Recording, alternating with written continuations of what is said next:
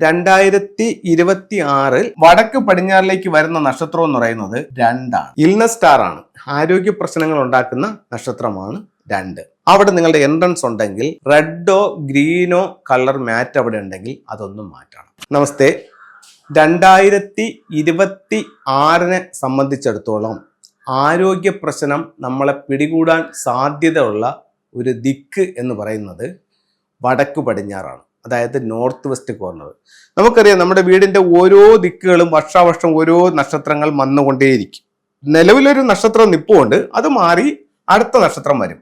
അങ്ങനെയാണെങ്കിൽ 2026 ഫെബ്രുവരിയിൽ വടക്ക് പടിഞ്ഞാറിലേക്ക് വരുന്ന നക്ഷത്രം എന്ന് പറയുന്നത് 2 ആണ്. 2 ഇൽനസ് സ്റ്റാർ ആണ്. ആരോഗ്യ പ്രശ്നങ്ങൾ ഉണ്ടാക്കുന്ന നക്ഷത്രമാണ് 2. അപ്പം 2നെ സംബന്ധിച്ചിടത്തോളം 2024 മുതൽ അത് കുറച്ച് പ്രോസ്പെരിറ്റി ഉള്ള ഒരു സ്റ്റാറായി മാറാൻ തുടങ്ങിയിട്ടുണ്ട്.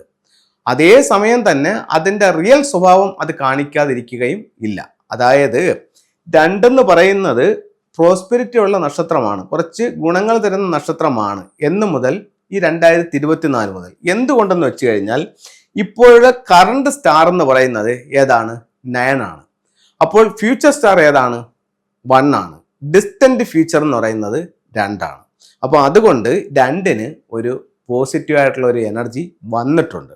എന്നാലും ഇവന്റെ ബേസിക് ആയിട്ടുള്ള സ്വഭാവം എന്ന് പറഞ്ഞു കഴിഞ്ഞാൽ രോഗമുണ്ടാക്കുക എന്നുള്ളതാണ്. രോഗക്കാരനാണ് ഈ 2. അപ്പോൾ ഇതിന് കുറച്ച് പ്രോസ്പെരിറ്റി വന്നിട്ടുണ്ടെങ്കിലും ബേസിക് സ്വഭാവം അത് കാണിക്കും. അപ്പോൾ ആ ബേസിക് സ്വഭാവം 2 ആണ്.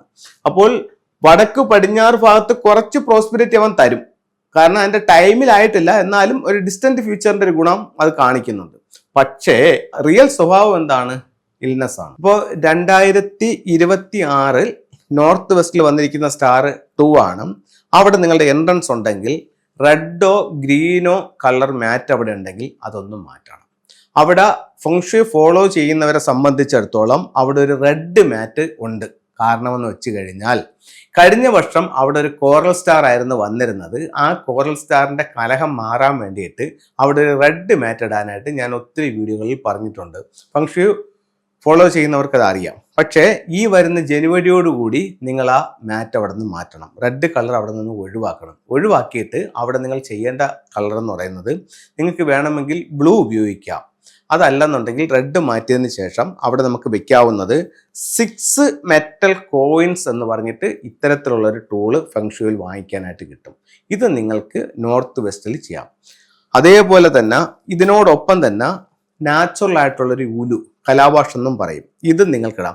അപ്പോൾ ഒരു നാച്ചുറൽ ഉലുവും ഒരു 6 മെറ്റൽ കോയിൻസും കൂടെ നോർത്ത് വെസ്റ്റ് കോർണറിൽ നിങ്ങൾക്ക് വെക്കാം. അവിടെ ബെഡ്റൂം ആണെങ്കിലും ചെയ്യാം, എൻട്രൻസ് ആണെങ്കിലും ചെയ്യാം.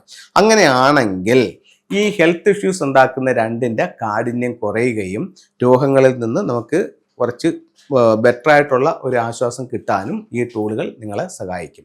അതുപോലെ തന്നെ വീടിന്റെ ഔട്ട് സൈഡിൽ അവിടെ വെക്കാവുന്നൊരു ഇതെന്ന് പറയുന്നത് ഈ പറയുന്ന 6 റോഡ് വിൻചെയിംസ് ആണ്. ഒരു വെടിക്ക് 2 പക്ഷി എന്ന് പറയുന്നത് പോലെ ഇത് വർക്ക് ചെയ്യും. എന്താന്ന് വെച്ച് കഴിഞ്ഞാൽ വീടിന്റെ വടക്ക് പടിഞ്ഞാറ് നോർത്ത് വെസ്റ്റ് കോർണർ എന്ന് പറയുന്നത് ഗൃഹനാഥന്റെ ഡയറക്ഷനാണ്. അപ്പൊ ഗൃഹനാഥന്റെ അഭിവൃദ്ധി ഉണ്ടാവാനും നമ്മളെ സപ്പോർട്ട് ചെയ്യുന്ന ആൾക്കാർ ഉണ്ടാവാനും വേണ്ടിയിട്ട് നമുക്ക് എന്ത് ചെയ്യാൻ പറ്റും? നോർത്ത് വെസ്റ്റ് കോർണറിൽ ഒരു 6 റോഡ് വിൻചെയിം വെക്കാൻ പറ്റും. അതുപോലെ തന്നെ 2 എന്ന് പറയുന്ന ഇൽനസ് സ്റ്റാറിന്റെ ശക്തി കുറയ്ക്കാൻ വേണ്ടി, റെഡ്യൂസ് ചെയ്യാൻ വേണ്ടിയിട്ട് നമുക്ക് എന്ത് ചെയ്യാൻ പറ്റും? അവിടെ നമുക്ക് ഒരു 6 റോഡ് വിൻചെയിം വെക്കാം.